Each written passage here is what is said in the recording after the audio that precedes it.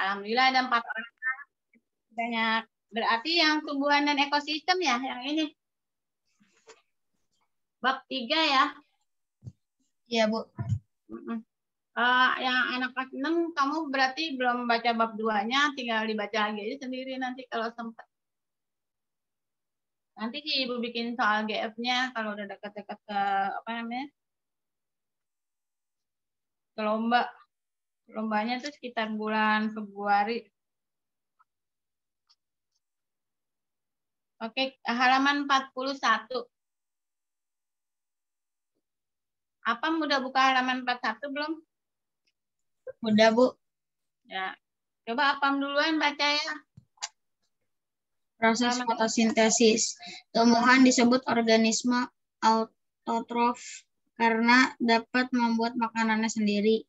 Pembuatan makanan ini dilakukan melalui proses fotosintesis. Fotosintesis berasal dari kata foto yang artinya cahaya dan sintesis yang artinya penyusunan. Sehingga pengertian fotosintesis adalah proses penyusunan atau pembuatan makanan dengan bantuan cahaya matahari. Makanan yang dibuat adalah karbohidrat atau gula atau zat organik. Bahan-bahan yang diperlukan untuk membuat makanan adalah gas karbon dioksida dan air atau zat anorganik. Proses fotosintesis ini tidak akan terjadi tanpa ada bantuan pigmen klorofil atau zat hijau daun. Selain makanan, proses fotosintesis juga menghasilkan gas oksigen dan air.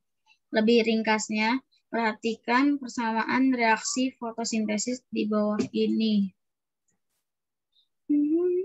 Air ditambah karbon dioksida dengan bantuan cahaya di bagian daun yang berklorofil dirubah menjadi glukosa ditambah oksigen ditambah air. Jaringan-jaringan pada daun memiliki peranan penting dalam berlangsungnya proses fotosintesis. Proses fotosintesis sendiri terjadi di dalam kloroplas yang berada di jaringan palisade atau jaringan pagar atau tiang. Pada kloroplas terdapat pigmen klorofil yang berfungsi sebagai penghantar. Stop dulu sampai di situ. Oke, jadi proses fotosintesis itu kita tahunya adalah proses pembuatan makanan pada zat hijau daun, gitu ya. Terus foto itu berasal dari kata cahaya. Jadi fotosintesis itu tidak harus nunggu ada matahari. Bahkan malam hari pun kalau ada cahaya lampu halogen itu bisa terjadi. Karena pernah ada gitu hutan buatan sengaja dibuat meniru cahaya matahari menggunakan lampu halogen yang intensitas cahayanya disamakan dengan cahaya matahari. Itu bisa terjadi fotosintesis. Kemudian ini adalah bagian-bagian daun ya. Di bagian atas ada yang namanya kutikula, ada epidermis atas. Nah, tetapi yang paling penting di daun itu ada namanya jaringan palisade sama jaringan bunga karang. Di jaringan palisade dan bunga karang itu banyak titik-titik yang merupakan kloroplas. Nah, di titik-titik kloroplas yang tidak terluka itu di dalamnya ada banyak sekali klorofil. Kadang-kadang ada obat itu di botol namanya klorofil. Klorofil itu memang dia diambil dari klorofil yang ada di daun dan itu bisa meningkatkan daya tahan tubuh. Kenapa? Karena klorofil itu bisa mengambil energi cahaya matahari. Gitu. Oke, sekarang lanjut halaman 42. Ibu minta tolong Cleo deh. 42.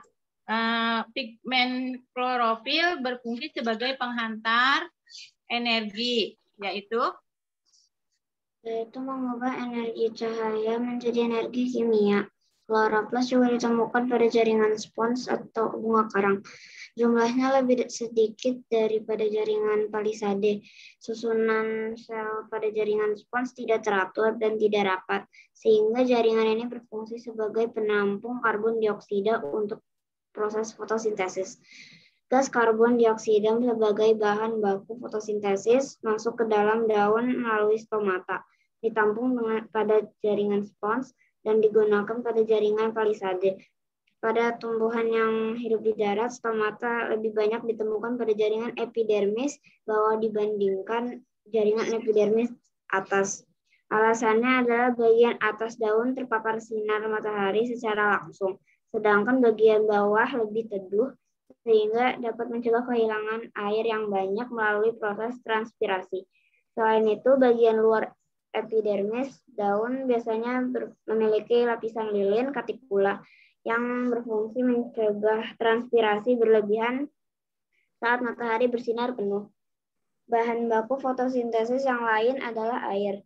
Seperti yang telah dijelaskan pada bab sebelumnya, air dan mineral dapat diserapkan naik dari dalam tanah ke daun karena adanya 3 kekuatan, yaitu tekanan akar, kapilaritas batang, dan daya isap daun. Secara pasti, air dan mineral ini disalurkan melalui jaringan silem yang saling terhubung, mulai dari akar, batang, dan daun. Oke, tetap sampai situ dulu. Tadi kan kita ada di depan itu kita ada baca kata organik ya.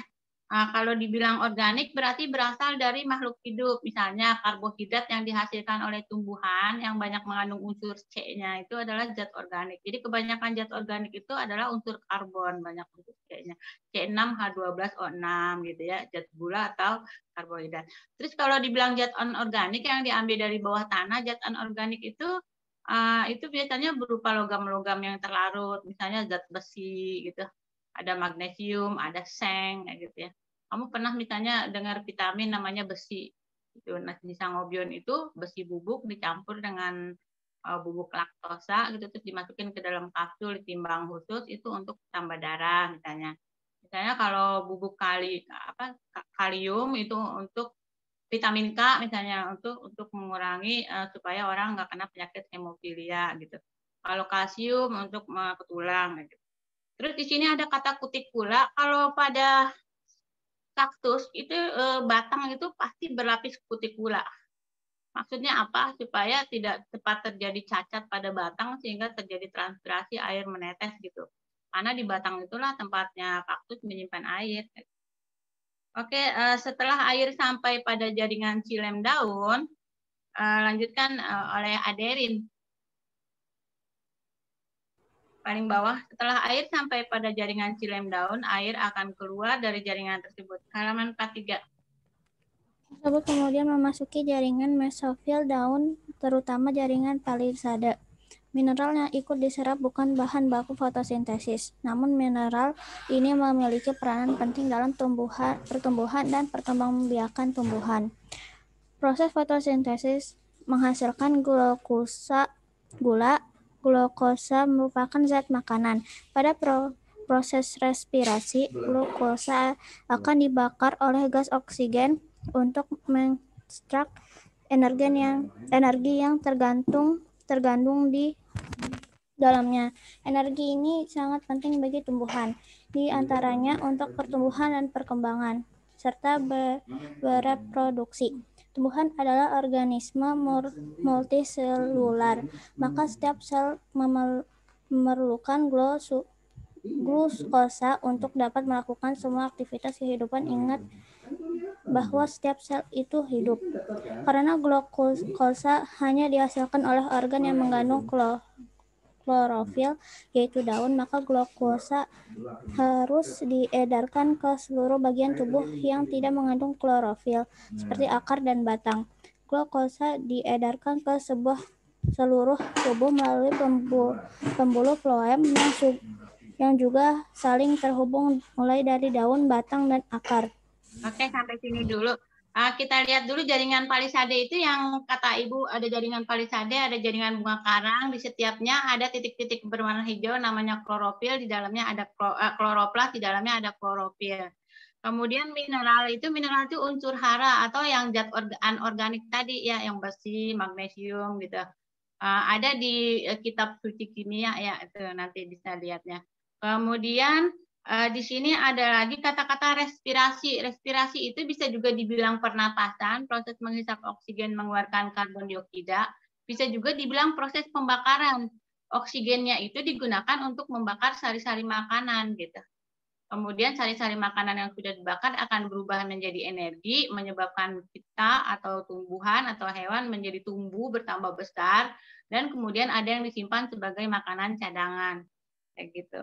Terus glukosa tahu deh ya, itu karbohidrat dalam yang lebih kecil, yang lebih tidak rumit. Terus reproduksi berarti perkawinan. Nah, lip ada yang naik ke atas yang hanya membawa unsur hara dan air, namanya xilem. Ada yang turun ke bawah itu misalnya bukan ke bawah doang, tapi ke seluruh bagian tumbuhan dari daun. Dia membawa karbohidrat, namanya phloem. Oke, dilanjutkan oleh tadi Ibu ngelihat Abdurrahman Ali deh. Ali, sebagian glukosa akan disimpan sebagai cadangan makanan dalam bentuk zat tepung atau amilum. Halaman 44.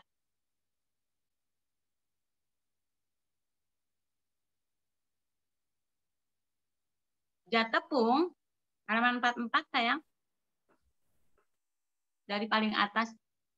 Cadangan makanan dalam bentuk zat tepung atau amilum. Zat tepung yang merupakan karbohidrat disimpan pada berbagai organ seperti akar, batang, biji, dan buah. Asal dari fotosintesis yang lainnya adalah air dan oksigen. Semua makhluk hidup memerlukan energi untuk melakukan berbagai aktivitas kehidupan. Energi diperoleh oleh makhluk hidup dari makanan. Berdasarkan kemampuan dalam membuat makanannya sendiri, makhluk hidup dibedakan menjadi dua, yaitu organisme autotrof dan organisme heterotrof. Organisme autotrof adalah organisme yang dapat membuat makanannya sendiri. Tumbuhan membuat makanannya karbohidrat melalui fotosintesis. Karbohidrat merupakan sumber energi bagi makhluk hidup. Melalui rangkaian reaksi kimia, hasil dari karbohidrat dapat membantu dalam pembentukan zat makanan yang lain seperti lemak dan protein. Oleh sebab itu, tumbuhan dapat memenuhi semua kebutuhan nutrisinya sendiri, baik dalam pemenuhan energi maupun bahan baku pengembangan tubuh. Oke, tetap dulu sampai di situ. Tadi Ibu lupa ada makhluk yang cuma terdiri atas satu sel atau uniseluler, ada makhluk hidup yang terdiri atas multiseluler atau banyak sel. Satu sel itu adalah misalnya sel amuba. Sel amuba itu adalah bakteri amuba yang menyebabkan sakit perut pada manusia. Terus ada lagi sel paramecium. Paramecium itu adalah bakteri yang kalau kita ngerendam alang-alang di dalam air, itu akan kelihatan ada yang kayak jalan-jalan di permukaan air. Kalau kita lihat di bawah mikroskop, itu cuma ada satu sel, namanya paramecium, kayak gitu ya. Terus ada yang multiseluler, ya kita nih manusia multiseluler, yaitu binatang-binatang yang kelihatannya banyak selnya, itu berarti dia multiseluler.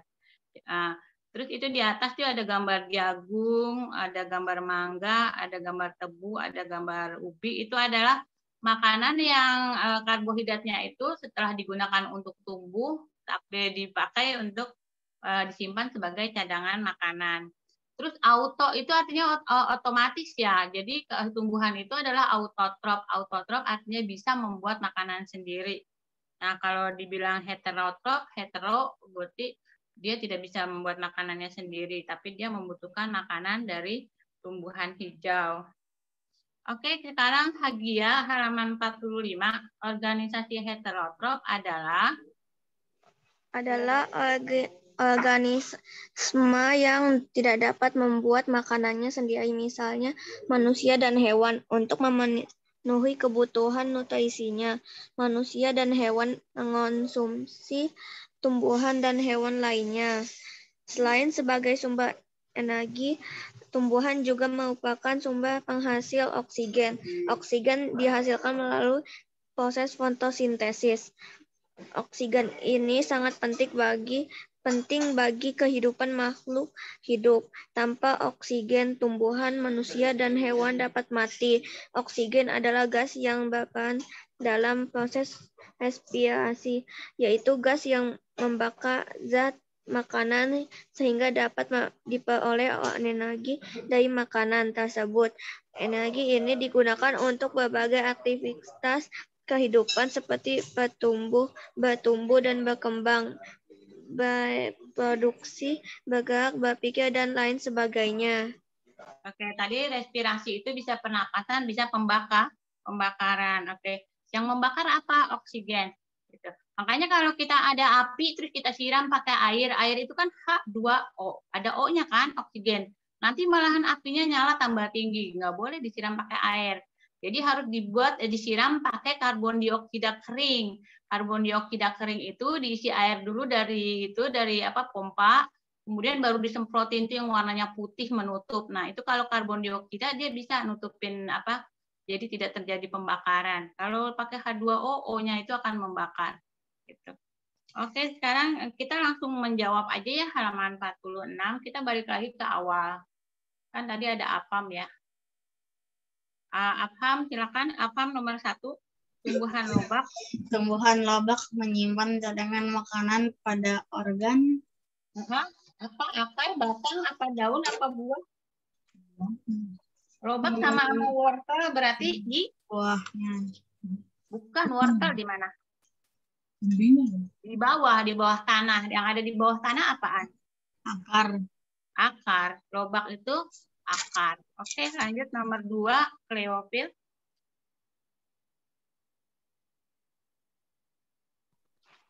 Halaman 47. Gas yang diperlukan dalam proses fotosintesis adalah dari dalam tanah itu diambil air. Air bukan gas. Tapi gas itu masuknya lewat stomata. Gas apa? Kalau yang dikeluarkan namanya oksigen. Yang diambil sering dibilang udara kotor, dia berasal dari pernapasan manusia, dia berasal dari knalpot mobil, dia berasal dari sisa-sisa pembakaran, dia dapat menyebabkan pemanasan global. Karbon dioksida. Oke, karbon dioksida. Betul. Ya kan diisi karbon dioksida. Terima kasih, Apam. Kemudian nomor 3, Abdurrahman Ali.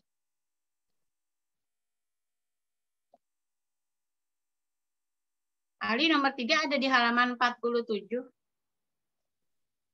Air masuk ke dalam tumbuhan melalui akar. Oke, akar persisnya apaan? Tudung akar apa bulu-bulu akar apa atau? Akar. Tudung akar itu adalah yang menyebabkan akar bisa menembus tanah, bukan itu? Aku bilang bulu-bulu akar. Ya, bulu-bulu akar atau rambut akar. Betul. Kalau karbon dioksida masuknya lewat stomata, kalau air masuknya lewat rambut akar. Betul sekali. Aderin, halaman 48 nomor 4. Tumbuhan sagu menyimpan cadangan makanan pada organ. Iya, tumbuhan sagu sama dengan tebu, sama dengan kentang. Di mana dia nyimpan? Batang? Iya, betul, di batang. Sagu itu batangnya manis, kentang itu batangnya bisa keluar tunas. Oke, sagu juga sama. Tapi sagu itu kalau kita udah ambil sagunya itu berarti semua ditebang habis ya. Gitu. Ibu pernah ngelihat orang nebang sagu terus ada ulet-uletnya juga ikut dimakan, dipepes, enak banget. Tapi ibu kali nggak doyan ya, tapi itu banyak proteinnya. Mungkin ulet dari lebah nggak apa-apa. Nomor 5 Hagia. Nomor 4 isi ya sayang, batang. Gandum menyimpan cadangan makanan pada organ. Ya, gandum sama dengan padi sayang. Sama dengan kacang hijau, kacang tanah. Sama dengan mete. Berarti di apaannya? Ada yang bisa bantu Hagia? Biji. Di biji. Oke, Hagia di biji ya, nomor 5. Terima kasih, Aderin. Nomor 5 biji. Sekarang nomor 6 kembali lagi ke Abham. Halaman 49. Bagian pada daun yang berfungsi sebagai tempat menampung gas karbon dioksida untuk fotosintesis adalah? Iya. Jaringan apa tadi? Ada jaringan palisade, satu lagi jaringan apa? Nama lain dari jaringan bunga karang? Yang jarang-jarang, banyak bagian-bagian kosong. Kalau kamu nyuci piring namanya apa? Spons. Binatang yang di dalam air temannya si bintang laut namanya apa? SpongeBob. Oh, namanya jaringan spon atau jaringan bunga karang. Oke. Jawabannya adalah jaringan spon atau jaringan bunga karang. SpongeBob. SpongeBob. Oke, halaman nomor 7. Nomor 7, fotosintetat itu maksudnya adalah hasil fotosintesis ya. Nomor 7, kleofil. Fotosintat diedarkan ke seluruh tubuh Ya, melalui lip itu ada dua, ada lip naik ke atas bernama xilem, ada lip turun ke bawah namanya floem. Lip apa nih yang dipakai untuk membawa karbohidrat ke seluruh tubuh? floem. Ada yang tahu floem? Iya, udah jawab betul. Xilem. Adalah hasil fotosintesis, yaitu karbohidrat dan oksigen dibawa ke seluruh bagian tubuhan oleh Pembuluh floem. Ya, pembuluh floem. Betul, nomor 7 pembuluh floem. Sekarang nomor 8. Abdurrahman Ali.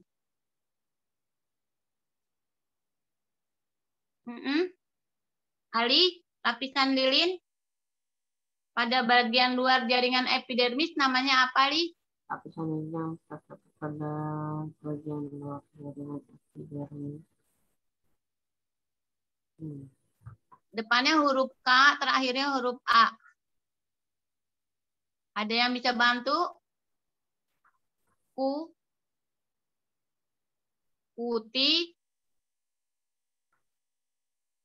Kuti apa? Kutikula, oke. Kutikula.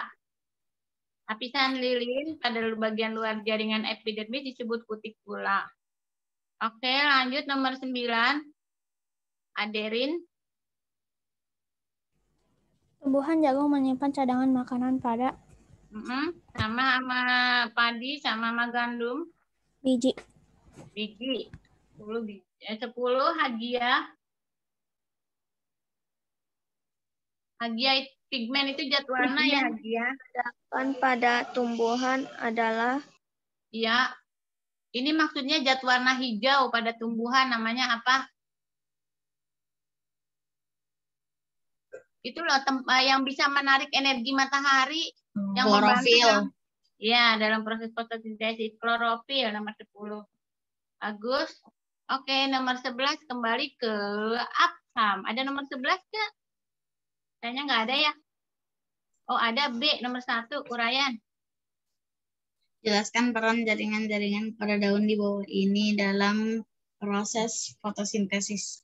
Oke, kamu tulis dulu deh huruf A itu namanya jaringan palisade. Tulis. Jaringan A, jaringan palisade.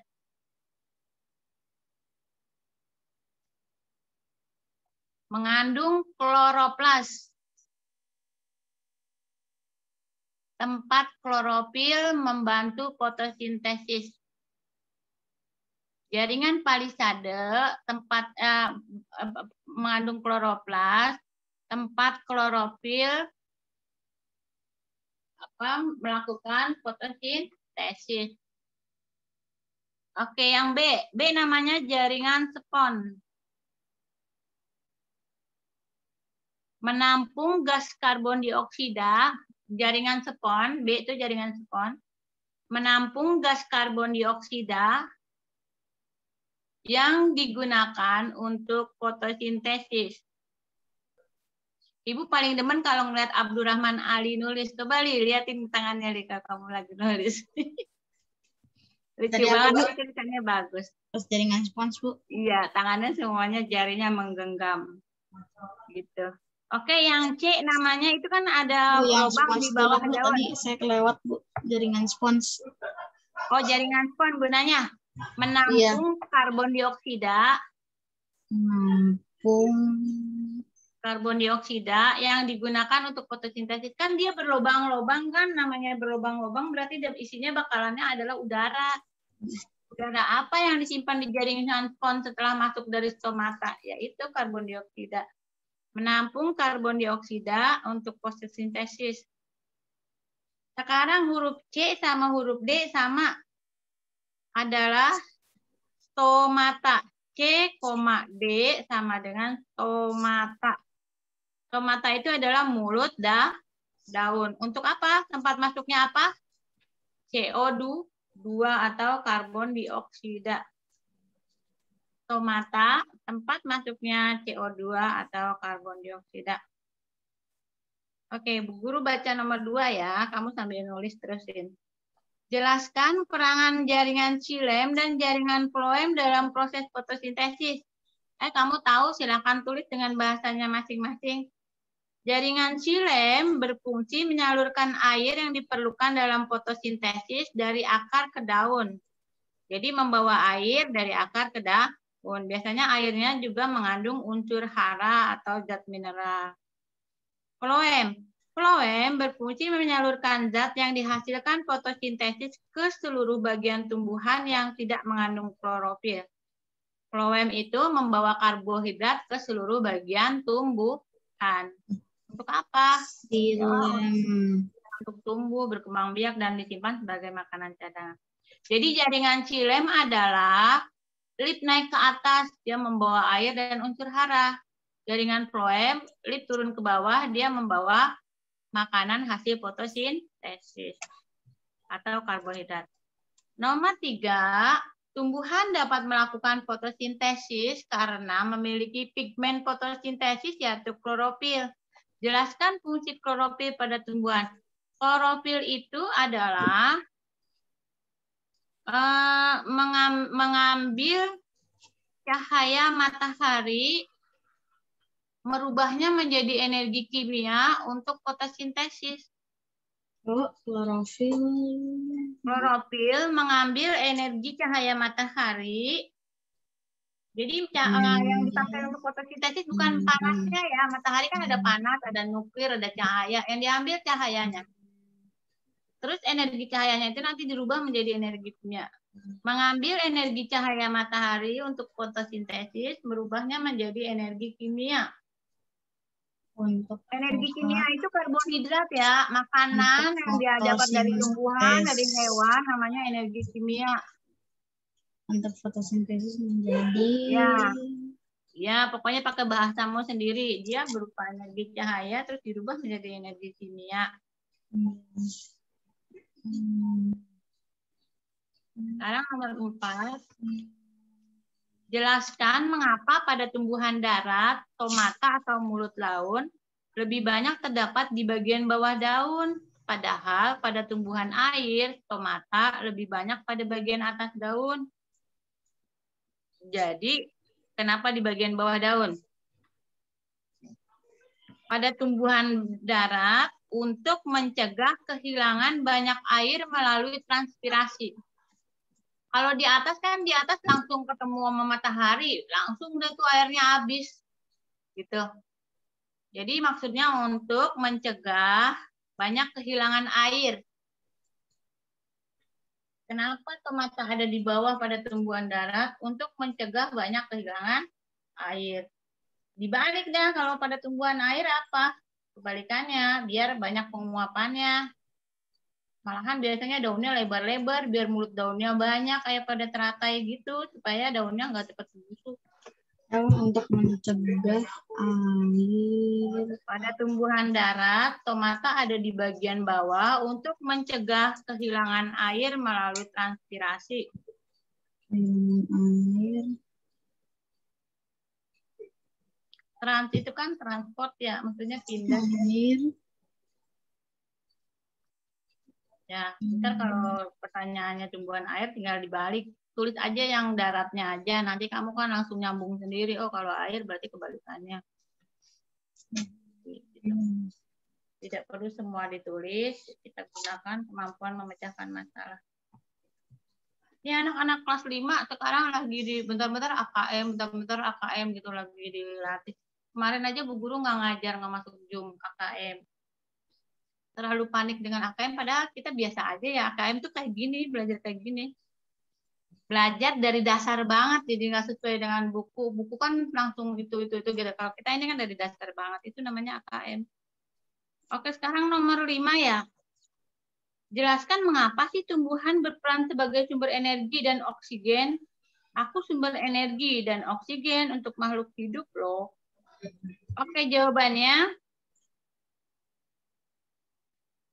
Tumbuhan berperan sebagai sumber energi dan sumber oksigen. Maksudnya paru-paru kota ya. Paru-paru kota bisa jadi juga kalau Indonesia itu paru-paru dunia. Indonesia, terus di Afrika ada juga hutan apa itu? Sama hutan Amazon di Amerika. Cuman 3 doang loh paru-paru dunia. Indonesia, Amazon, sama hutan Kalahari apa? Gitu, Monumen Nasional Kalahari. Nah, itu di situ ada. Kenapa sebagai sumber energi dan sebagai oksigen? Karena oksigen digunakan untuk bernapas makhluk hidup. Oksigen Karena oksigen digunakan untuk pernapasan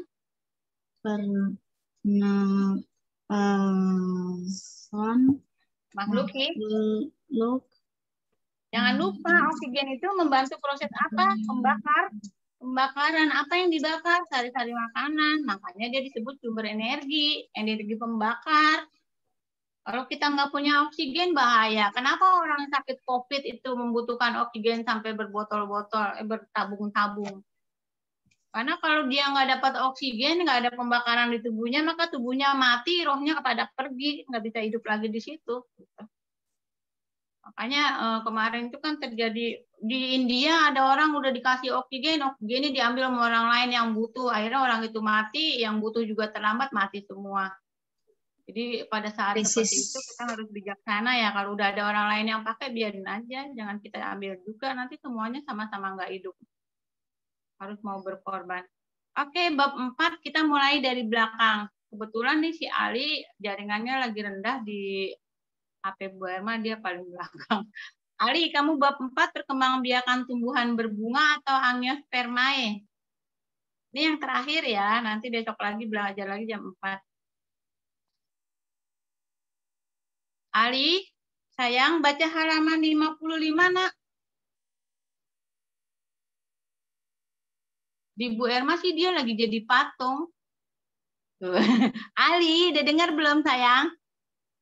Halaman 55. Nah, halaman 55 bab 4. Tadi jaringan kamu sempat lola loh. Oke, bab 4.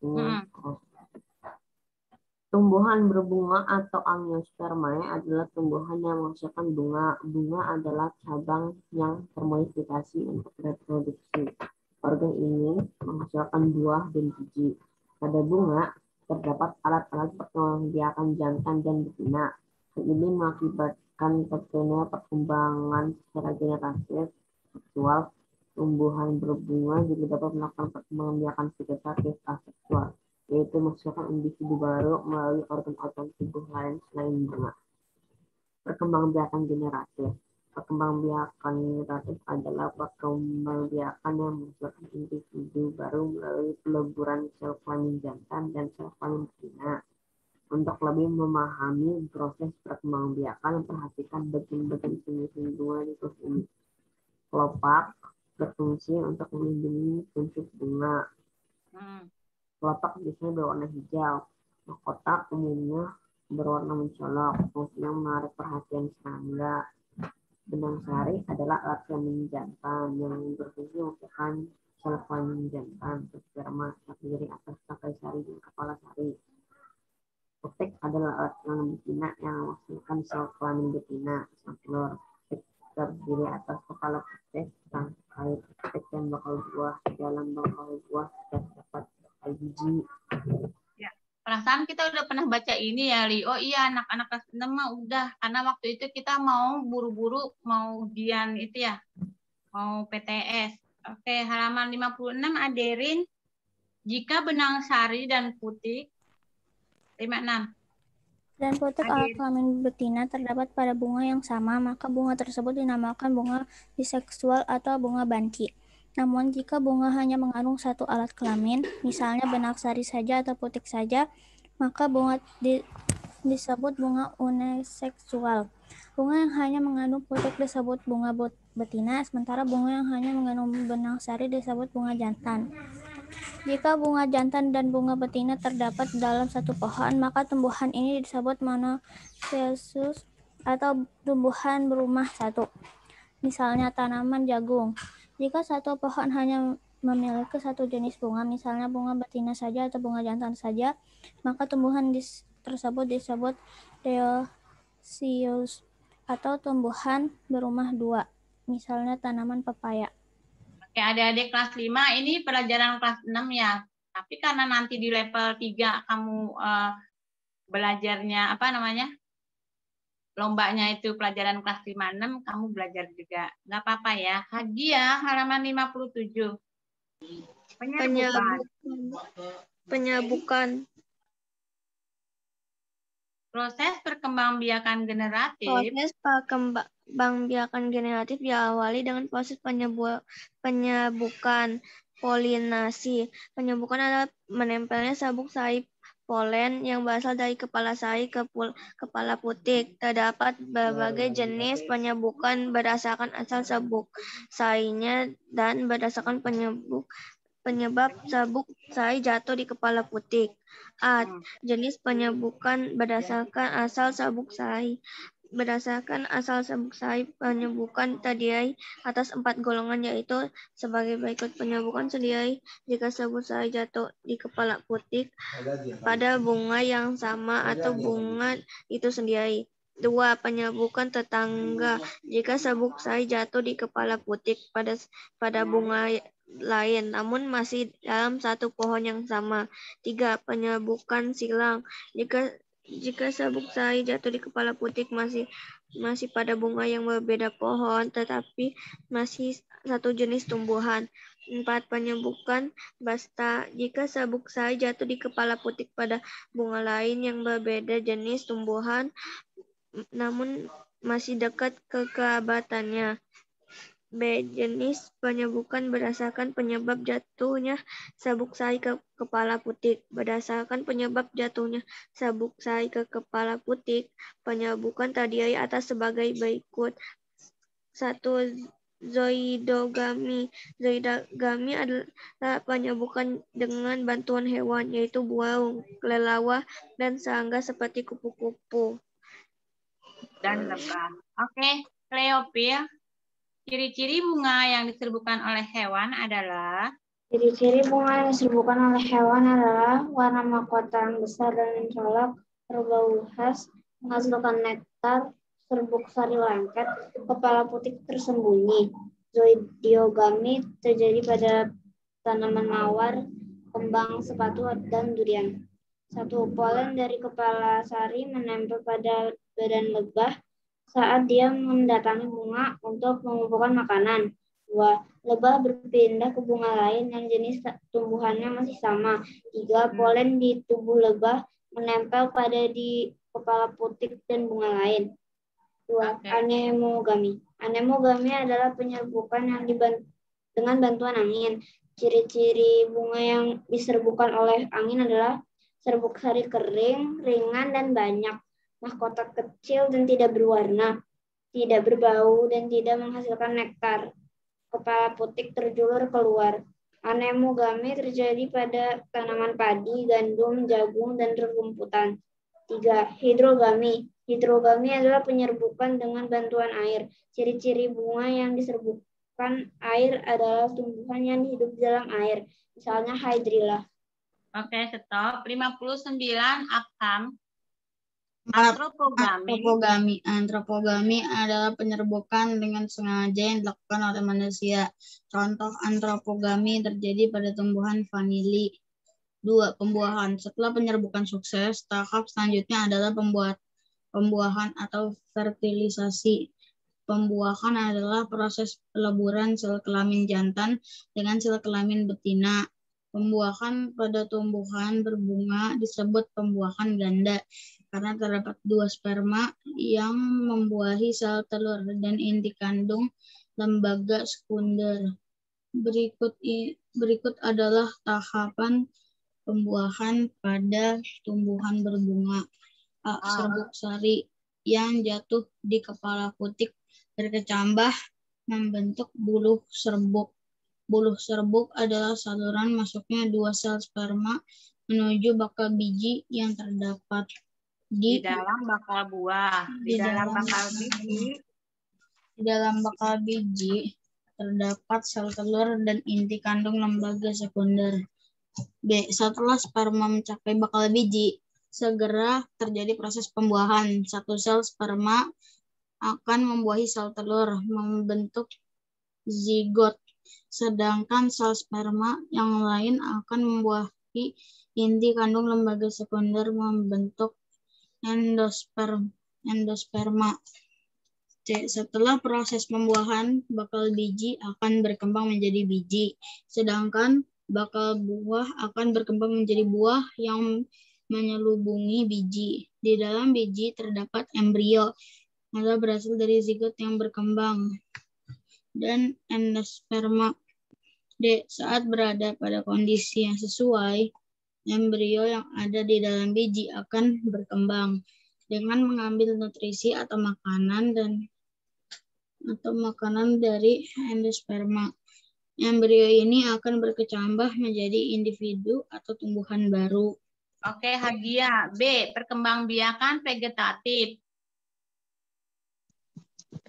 Perkembangbiakan vegetatif.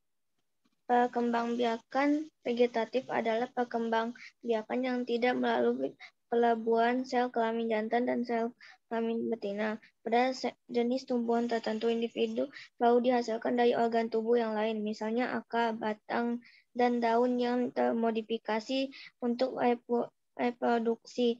Perkembangbiakan vegetatif dapat terjadi secara alami atau buatan yang dilakukan oleh manusia. 1. Vegetatif alami. Vegetatif alami adalah perkembangbiakan yang terjadi secara alami tanpa bantuan manusia. Berikut adalah organ-organ termodifikasi untuk perkembangbiakan tumbuhan. Umbi batang. Umbi batang. Umbi batang adalah batang yang tumbuh dan berkembang di dalam tanah dengan ujung yang menggelembung menjadi umbi. Ketika umbi sudah berkembang, akan muncul mata tunas dan akar yang dapat berkembang menjadi tumbuhan baru. Umbi batang juga berfungsi sebagai organ penyimpan cadangan makanan. Contoh umbi batang adalah kentang dan bengkuang. B. Rizoma. Rizoma atau rimpang adalah batang yang tumbuh secara mendatar di bawah permukaan tanah. Pada beberapa tumbuhan, rizoma membesar dan berfungsi untuk menyimpan cadangan makanan. Selain itu, rizoma juga berfungsi sebagai perkembangbiakan vegetatif karena dapat tumbuh tunas dari buku-bukunya. Jika tunas tumbuh menjadi tumbuhan baru, maka tumbuhan tersebut tetap bergabung dengan tumbuhan induk dan membentuk rumpun. Contoh rizoma adalah jahe, kunyit, lengkuas, dan bambu. Umbi lapis. Umbi lapis bulbus adalah bentuk batang yang sangat pendek, cakram, yang menjadi penyangga dari pangkal daun yang tersusun rapat. Pada bagian tengah umbi lapis terdapat tunas. Di antara daun yang berlapis terdapat kuncup ketiak. Oke, sampai situ dulu, Hagia. Terima kasih. Cleopil. Kuncup ketiak akan tumbuh membentuk umbi lapis baru. Contoh umbi lapis terdapat pada tumbuhan bawang-bawangan seperti bawang merah, bawang bombay, dan bawang putih. Geragi. Geragi atau stolon adalah modifikasi cabang yang berfungsi sebagai organ perkembangbiakan vegetatif. Stolon tumbuh menjalar di permukaan. Dari buku-buku nodus akan tumbuh tunas-tunas yang dapat menjadi tanaman baru. Geragi terdapat pada rumput dan stroberi. Bonggol. Bonggol atau kormos adalah pangkal batang atau batang bulat pendek yang berada tepat di bawah permukaan tanah.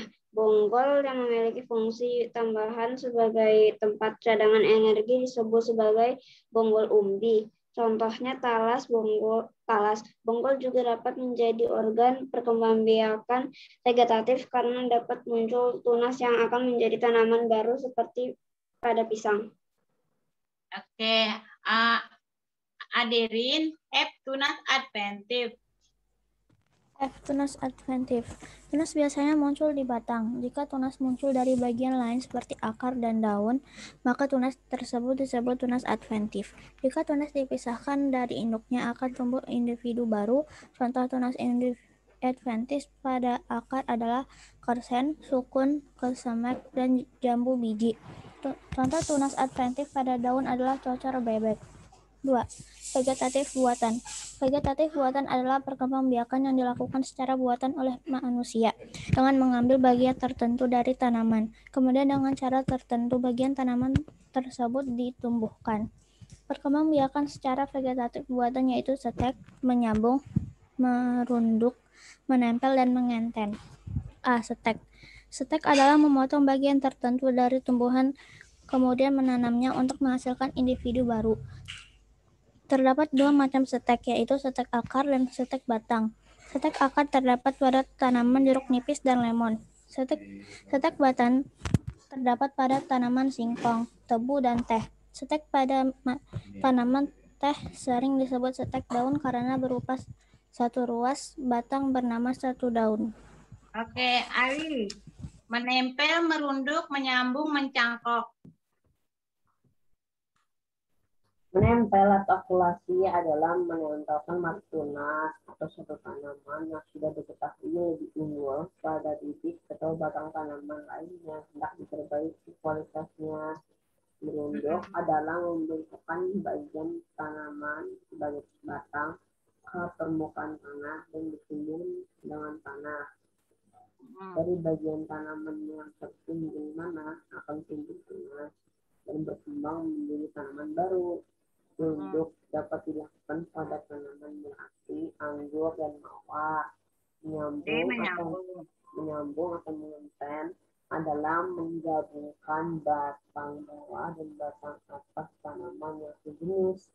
Tujuannya adalah menjadikan sifat unggul dari dua tanaman. Dari penggabungan tersebut bertujuan untuk memperoleh satu tanaman yang memiliki sifat unggul. Mencangkok adalah cara perkembangbiakan pada tumbuhan dengan menanam batang atau dahan. Sebelum dipotong, ditunggu berakar terlebih dahulu, lalu ditanam di tempat lain. Tidak semua tumbuhan bisa dicangkok. Tumbuhan yang bisa dicangkok hanyalah tumbuhan dikotil yang mengandung kalium. Oke, nomor 1, 2, 3, dan 4. Cleopil silakan dibaca. Kayaknya kita pernah isi dulu ya, boleh langsung diisi.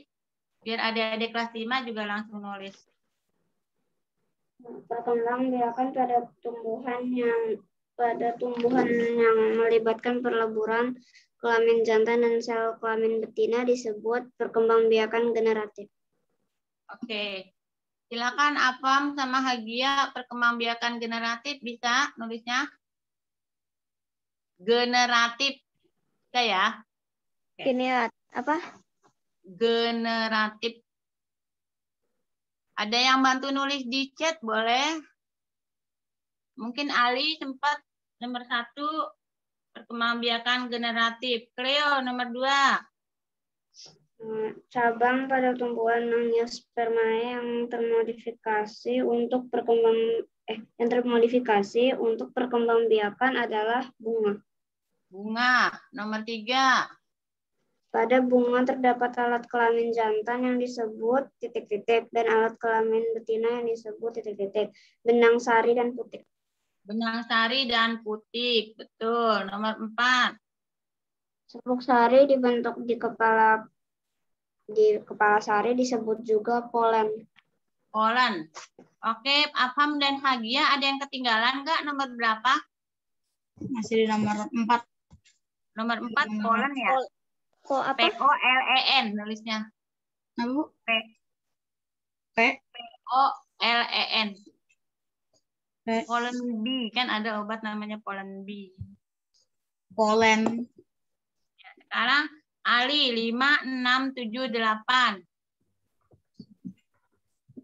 Penyerbukan dengan bantuan angin disebut anemogami. Kentang dapat melakukan perkembangbiakan vegetatif dengan menggunakan umbi batang. Tunas atau tumbuhan baru yang dihasilkan oleh batang atau akar disebut dengan tunas adventire. Cabang yang menjalar di permukaan, lalu pada bagian buku akan tumbuh tunas-tunas yang dapat menjadi tanaman baru disebut dengan geragi atau stolon. Oke, Abham nomor 5, anemogami. Bisa? Agia bisa ya? Oke, nomor 6, umbi. Apa? Nomor 5 apa? Nomor 5, anemogami. Tahu nggak anemometer untuk mengukur angin? Nah, ini anemogami. Nomor 6, umbi batang. Nomor 7, tunas adventif. Tunas apa? Tunas adventif. ADVENTIF. Adventif. Nomor 8, geragih. GERAGIH. Geragih. Oke, silakan Aderi nomor 9 dan nomor 10.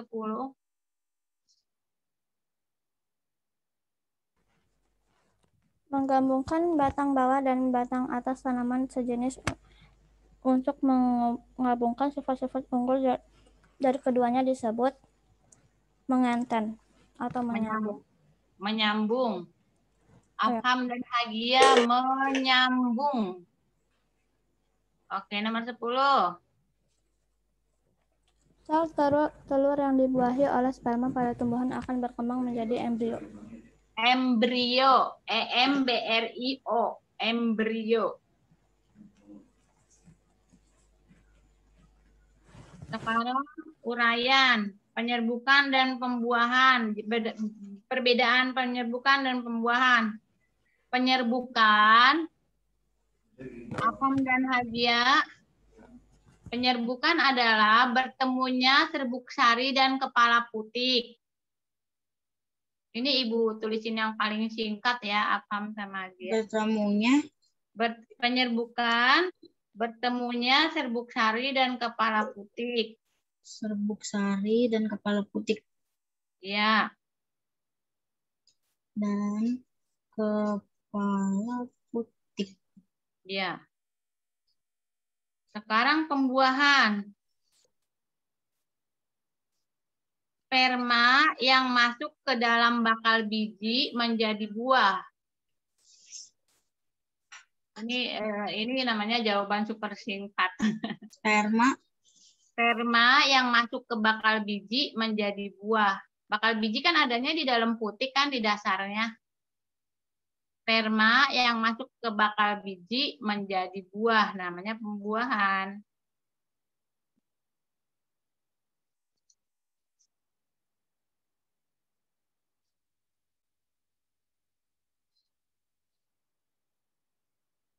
Udah?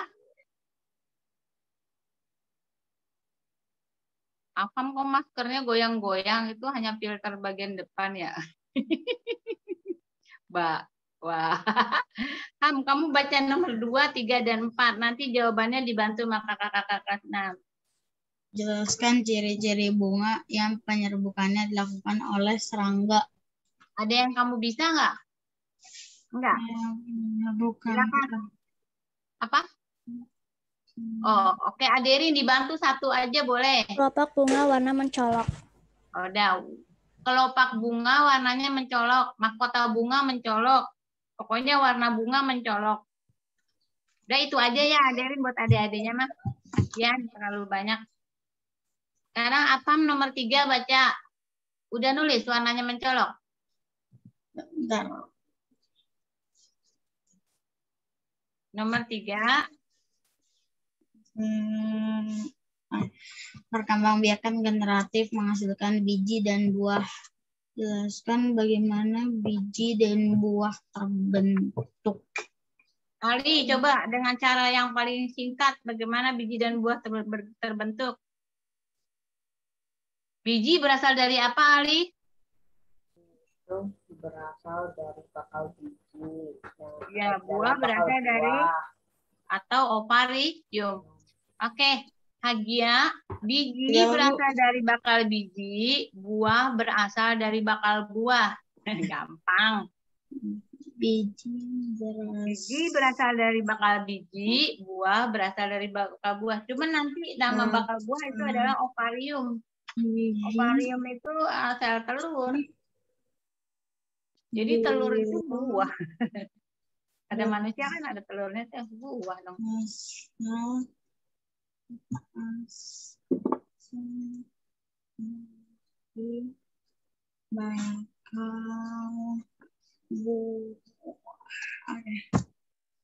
Oke, sekarang masih apa nomor 4? Perhatikan struktur tumbuhan bambu di bawah ini. Menurutmu dengan cara apakah bambu tersebut berkembang biak? Apa kakak kasih tahu? Kakak Cleo? Tunas. Tunas kata kakak. Tunas. Oke, nomor 5 Hagia yang baca ya.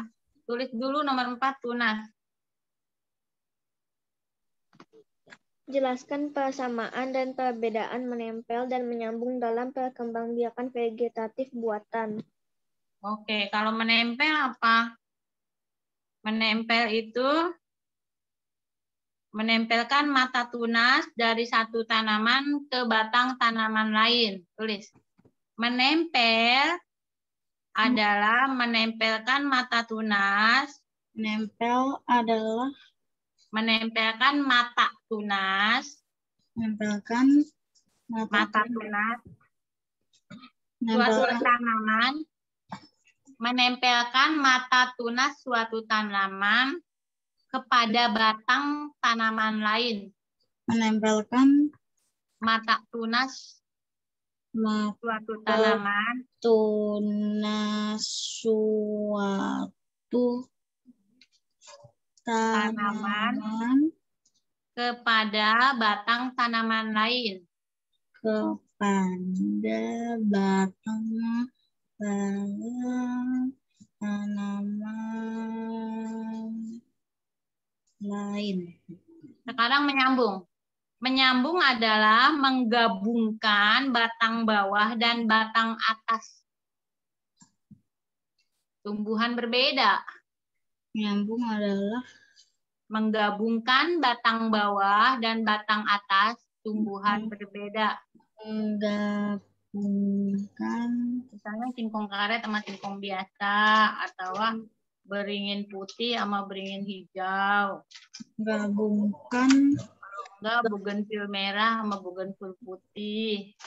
Menggabungkan batang bawah dan batang atas. Batang bawah dan batang atas tumbuhan berbeda. Tumbuhan berbeda. Oke, kakak kelas 6, kamu waktu hari itu kan nggak masuk, kamu baca sendiri bab 2 ya, dijawab sendiri. Kalau ada masalah, boleh WA Bu Erma, ntar Bu Guru kasih tahu kunci jawabannya. Atau Abham boleh tulis nomor HP-nya. Nggak usah ditulis nomor HP-nya, kan ada di grup ya. Gitu. Boleh tanya Abham atau Hagia minta fotoin jawabannya.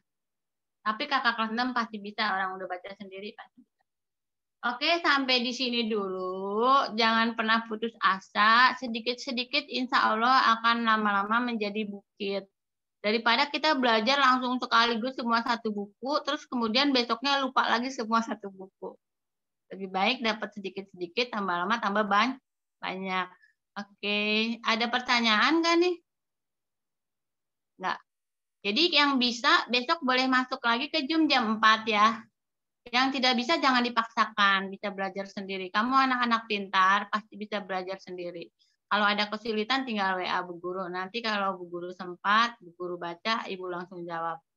Oke, sampai di sini dulu. Semoga kita semua mendapat keberkahan rezeki, kita bertambah kecerdasan, orang tua kita juga diangkat derajatnya oleh Allah karena memiliki anak-anak yang soleh dan soleha yang mau terus belajar. yang kelak akan menjadi orang yang paling berguna di masyarakat. Oke, shadaqallahul azim. Assalamualaikum warahmatullahi wabarakatuh. Waalaikumsalam Waalaikumsalam warahmatullahi warahmatullahi wabarakatuh. Terima kasih, Bu. Makasih, Bu. Terima kasih, Ya, Bu. terima kasih banyak Assalamualaikum. ya.